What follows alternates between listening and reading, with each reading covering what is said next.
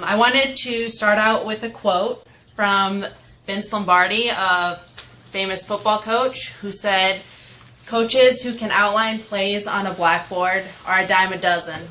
The ones who win get inside their player and motivate."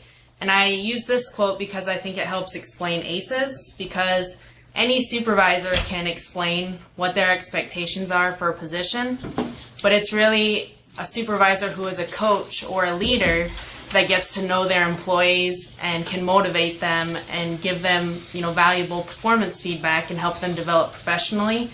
That is important, and that's kind of the point of ACES, is to provide supervisors a tool to help coach and develop their employees. And so my name is Donnie Gustafson, and I'm working with DHS to transfer everyone to ACES. And as I transition to screens, it might take a little bit, so I'll try and give everyone a few seconds for it to download. But essentially today, I'm going to give you an overview of what ACES is. I'm going to talk about the different types of ACES that you may have received, go through the process of implementing ACES, give you some tips to fill out the documents that I sent you, and then answer any questions that you have. So, ACES stands for Accountability and Competency Evaluation System.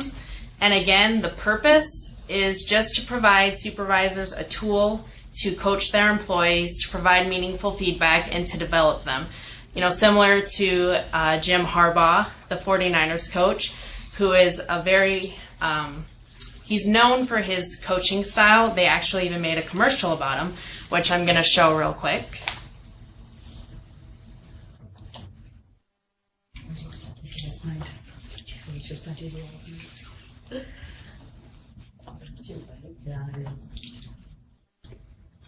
Give it a few seconds to download.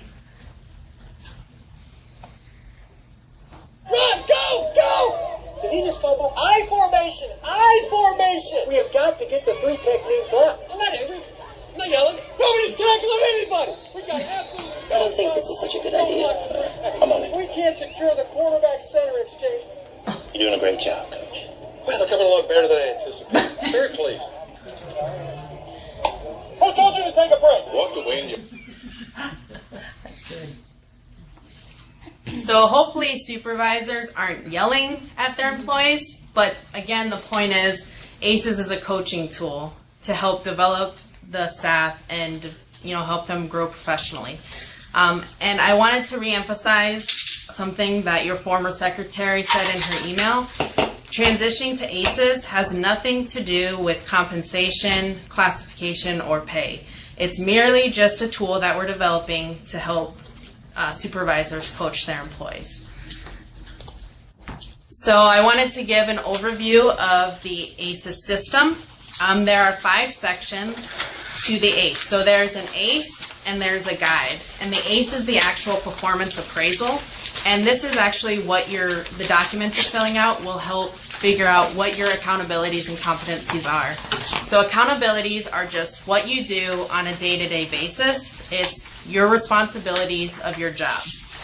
The competencies are how you do those accountabilities. It's the behaviors that you need to accomplish or get things done. It's what makes you successful. So kind of sticking with the football theme, an accountability for like a wide receiver might be score touchdowns. And the task that would go underneath that accountability would be catch a football, outrun a defender, score a touchdown. So they would be evaluated on, can they score a touchdown? But the ACE takes it a step further and looks out, well, how do they do that? So a competency for a wide receiver might be adaptability.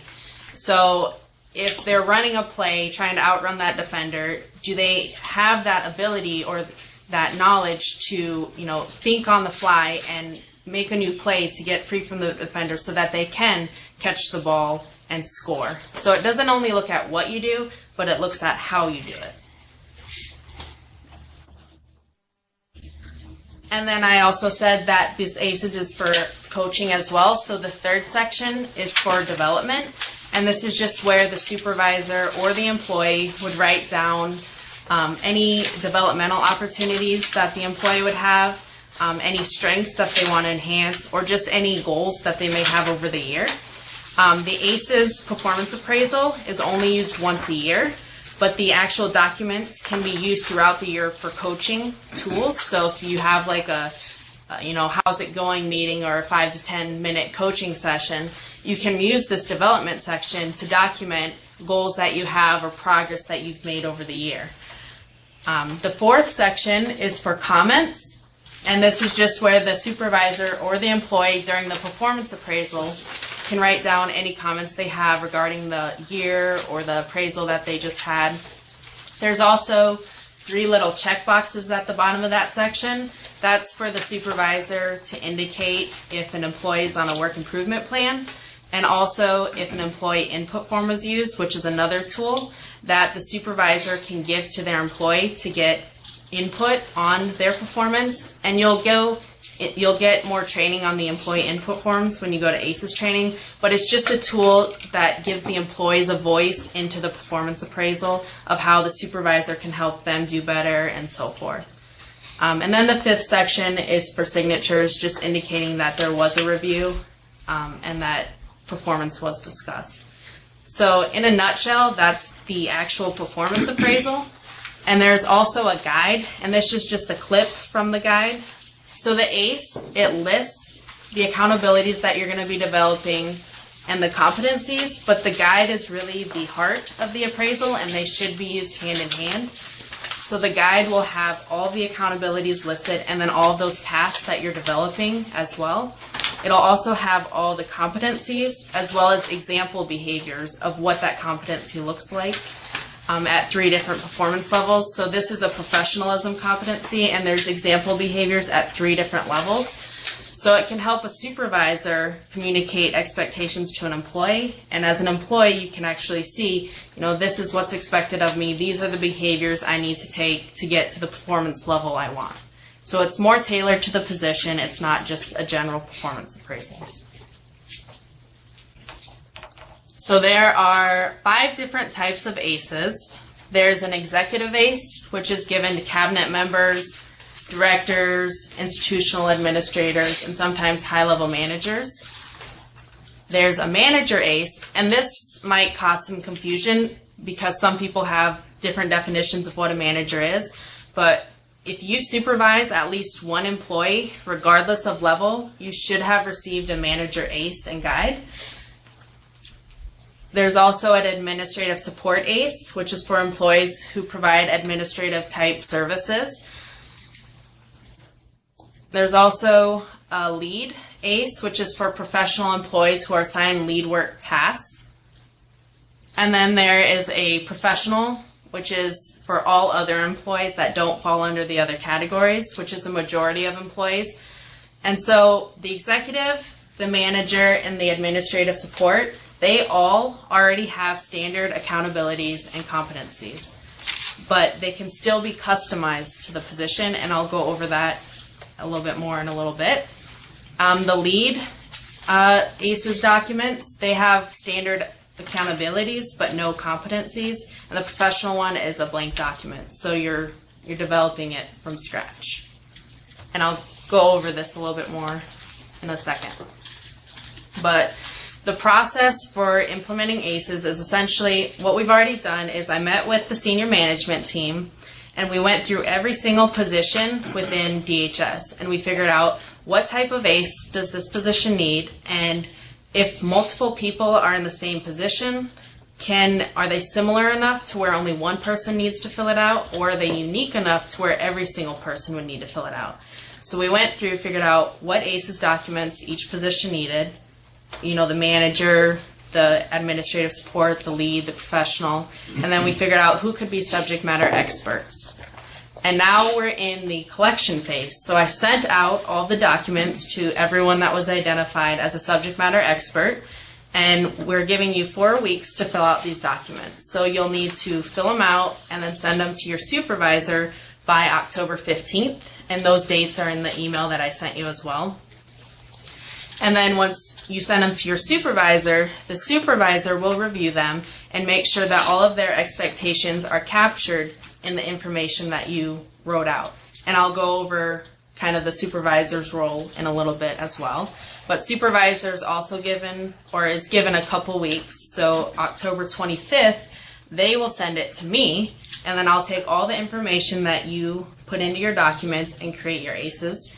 And then there's going to be 2 trainings, one for supervisors and one for employees. And in that training, you'll actually bring your documents that you created, and the trainer will go through the documents and kind of walk you through it and explain how it all works. And then once everyone is trained, supervisors will start using ACES. So I have a question. What we create right now for our ACES, will people be able to revise that? Yep. So these will always be working documents. So if you forget to add something in, you can always add that in later. If, positions change, expectations change. So as those change, the documents can always be tailored to what the position is at that time. Okay. Thank you. Yep. So some tips to fill out the documents that I sent you. And also, this presentation will be uploaded to the website, so you don't have to write verbatim, but feel free to take notes. The first tip is you don't need to reinvent the wheel. Use resources that you have available to you. So, for example, most of the positions in DHS have class specs and have position description questionnaires. So if you send me an email, I'll send you any information I have on your job. Another tip is use your supervisors and coworkers. Even if you are identified as a subject matter expert, you can still use your coworkers in the same position as you. You don't have to fill this out alone. So whether you want to work with them from the beginning or just have them review your work and add to it, that's up to you, but you don't have to fill out the documents alone. Also, there are websites out there that already define a lot of positions. So for example, ONET Online or the Bureau of Labor Statistics. So ONET Online is a government website that has hundreds and hundreds of positions. So in the top right corner, if you just want to type in your position, so mine is organizational psychologist, and hardly anyone ever knows what that is, but ONET has it. You type it in and it'll list every position that it thinks is similar to yours, and then you can click on whichever one is most relevant, and it'll list tasks for what that position entails. So you can take this and put it directly into your accountability section. It might be broad, but it could be a good starting point to help you get started, especially if you get a professional and you're starting from a blank document. You could also look up your job on career sites. A lot of job descriptions will have what your job entails written out as well. One of my favorites is Indeed.com. Again, just type in your position, and there might not be anything available, and you might have to be creative. Sometimes your position title might be unique to the state, so you might have to try using a different title that would be used elsewhere. But just look at a job description and see if you can pull anything out of that, so you're not starting from scratch. Another suggestion is just Google your position. You might be surprised on what you find. You could also use the documents I sent you as a journal. So once or twice a day, take a few minutes and just think about what you did throughout the day and write it down on the document. And if you do that a few times over a couple weeks, that might just help you define your job right there if you're having a hard time trying to think of what you actually do, because it's harder than it sounds. And then there's also, if you received the job questionnaires, instead, if you didn't have standard accountabilities and competencies, you received a questionnaire, and in the first line of directions, there's a link to instructions, and I also provided it on this PowerPoint, and it will just walk you through the directions and give you examples on the right in red of how to fill out the accountability section and some tips and tools which we're going over today. So you want more explanation, you can go to that link on the questionnaires or off of this website or PowerPoint presentation. So when it comes to the accountability section, which again is just the responsibility of your job, it's what you do, the tasks that you perform. If your position was assigned as a manager, a lead, or an administrative support, your documents that I sent you already have standard accountabilities on there. So the first step that you would do is review those and customize them to reflect your position. So when you go through it, you can change the wording so it makes sense to you. You can delete things that don't apply. If things are missing, you can add them in. If there's an entire accountability that doesn't apply to you, you can delete the entire thing, but you can make all those edits directly on the document that I sent you.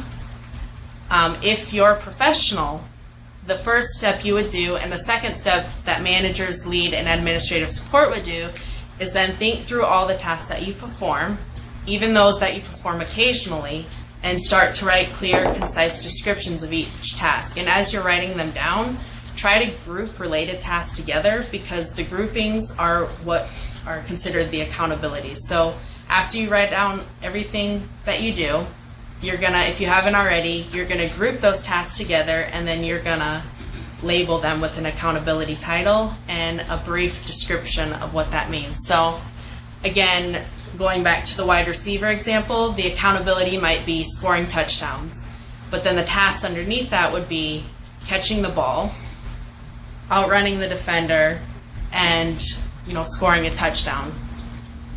Another example, one of the positions within DHS is a sign language interpreter.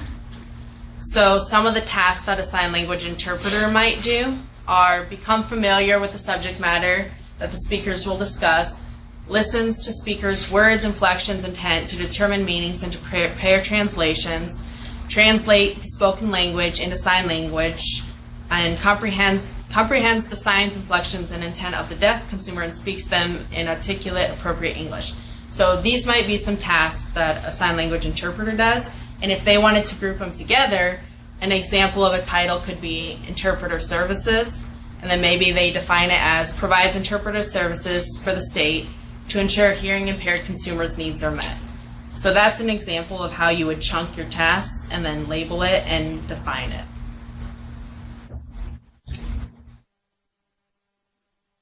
So then, again, if you got the manager, the administrative support or assignment for your position, you already have competencies for your position. The manager uses Governor Dugard's leadership model. So there's 13 leadership competencies within that, which is what the managers will use. And then the administrative support positions, we've looked at that position across multiple departments, and the 9 competencies that were identified have been found to be similar across almost all those positions. But if something is missing, an additional competency could be added to those positions if they do extra work outside of those functions, if they're adding in other accountabilities. But if you were assigned, if your position was a lead or professional, you got this second questionnaire, which is job questionnaire part 2. And so the first thing you do is fill out your name, employee ID, and position title at the top. And then you read through all of the behaviors and rate, using the scale provided, how important each behavior is to your position. And when you're reading through them all, every behavior is going to sound important, and every behavior is going to sound really appealing and good. But the point of this questionnaire is to figure out what is the most critical behaviors for your job to be successful or even exceptional in your job. So try to limit your high ratings, 4s and 5s, to only 20 items, which is very difficult. I had difficulty doing it for my position, and a lot of people do. But just one way you could possibly go through it is read through them all and rate the most critical a 5, then go through it and rate the ones that aren't important or that are less important a 1 or a 2, and then rate the remaining relative to those others that you've already rated. But try to keep your 4s and 5s to 20 items just so that we can really identify which competencies are the most critical for successful performance in your position. And then once you're done filling out the documents, you send them to your supervisor. And so a supervisor's responsibility is when you're reviewing the accountabilities, you make sure that around 80% of your expectations for the position are covered. If they're not, you need to work with the employee to fill in the gaps. And if there's something written down that's not an expectation, you need to delete it and also communicate that to your employee that that's not an expectation of yours. When you're reviewing the competencies, if your staff was assigned a lead or professional employee, you'll go through the ratings that they gave, and if you disagree, there's a column, if you see on the bottom right corner, for the supervisor rating. If you disagree with their rating, that's where you'll indicate what rating you think it should be. And if there's any discrepancies in what the employee put and what the supervisor thinks, I highly suggest the supervisor communicate that to the employee, because there's probably a misperception of what the expectation should be. And so before we get into questions, there's a couple points I wanted to emphasize. Again, these documents are not concrete. They can always be updated and edited to match what the current expectations of the job are. Also, again, transitioning to this ACES has no impact on your compensation, pay, or classification. We're just developing tools for supervisors to coach and develop employees. And so hopefully this has clarified some of your questions, and hopefully you're not as confused as Mateo was when he found out his girlfriend wasn't real. But in all seriousness, if you have questions or are still unclear, this is the time to ask. So we'll spend the next 25 minutes, if we need it, to answer any questions that anyone has. Do you have the training dates already scheduled? Training, once ACEs are developed, is when the trainer will schedule them. And DHS and DOH are going to be trained together. So it kind of just depends. The goal is to have ACEs created and everyone trained by the end of the year. So it's probably going to be around November, late November, December time. Will you be sending out a copy of this PowerPoint you just developed here? Yeah, the question was if I'll send out the PowerPoint. So I will send out this PowerPoint, and this DDN session will also be uploaded to the website. And if you have a question, please remember to unmute so we can hear. This is Eric. You mentioned the website. What website are you referring to? Is it BHR? It's our training side of that. It's on the DHS intranet. homepage. DHS homepage. DHS. And Is that where you put it? Probably not the Arlene? homepage, but It'll be it'll. on it'll the intranet site. I think that's on kind the- of in the works right now, so we'll communicate where you can find it once that's decided. Okay. A good place for that might be on the DHS intranet site.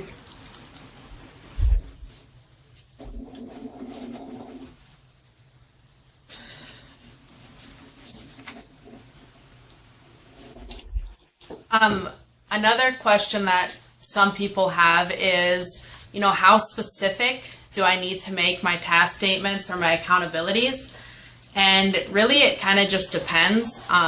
If you are the only person in your position, you can make it as really specific as you'd like. But if you are filling it out as a subject matter expert for multiple people, I would suggest making it general enough to where it would apply to everyone's positions, and then after it's created, everyone can customize it further for their individual positions.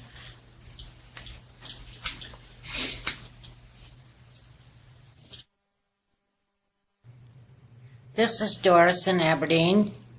Just to clarify, when this is up and running, each employee will complete it, and then the manager will also complete it, and then we will compare them and discuss if we have any issues. Is that correct? Are you talking about the development stage or when it's actually being used for performance? When it's actually being used for performance. So when it's being used for performance, there are multiple options that the supervisor will have. So in the end, the supervisor is the one that fills out the actual ACE performance appraisal, but there are employee input forms, and one of those options for an input form is using the actual ACE. So the employee would actually fill out the ACE on themselves, give themselves ratings on how they feel they performed, and document comments to justify their ratings. And so that's an example of an employee input form, but the supervisor is the actual only one that's filling out the performance appraisal. But to get employees' input on their performance, the supervisor can have the employee fill out the ACE for communication purposes. Thank you. I have a question. This is Bernie. With current PPR system, there's a 3-month and a 5-month evaluation for new employees. So how would that be handled with ACES? ACES, with the employees on probation, they will still need to do the 3 and 5 month evaluation. But instead of using the PPAR, once ACES is ready to go, they'll use the ACE instead. And I guess that is also a decision that management will have to for sure make, and that'll in the end be up to them as well.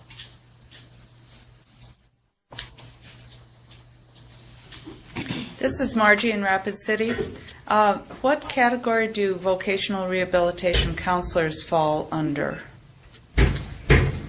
If I remember correctly, they were professional, so they would have received the blank documents. And there's 2 categories. Okay. So it's a senior VR counselor and a VR counselor. Okay. So evidently no one in Rapid City received those. None of the counselors out here did. I did. Oh, SBVI counselor did. Sorry. Okay. This is Joanna in Sioux Falls. I do have a question. Are these going to be continued process for completion on anniversary dates, or is there a certain time of year that these need to be done? That is a decision that I'll still need to discuss with management. For career banded employees, they had to complete it on a fixed date for compensation reason, but for non-career employees, there's no pay tied to it. So management does have the option of making it on an anniversary date or a fixed date, but that's something that we have not discussed yet. But that will be communicated in the training when you go to ACES after the ACES training after all the documents are developed.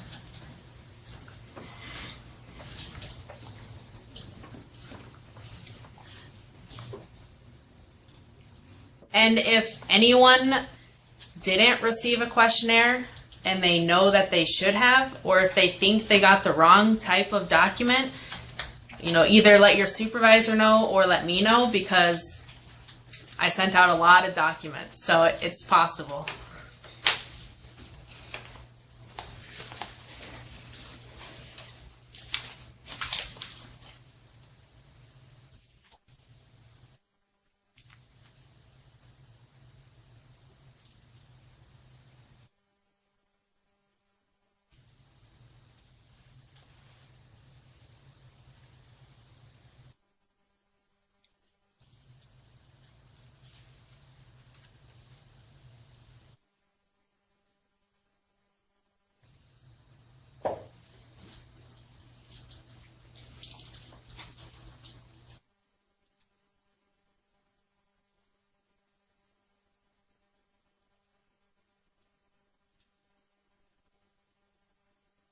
Does anyone else have any questions?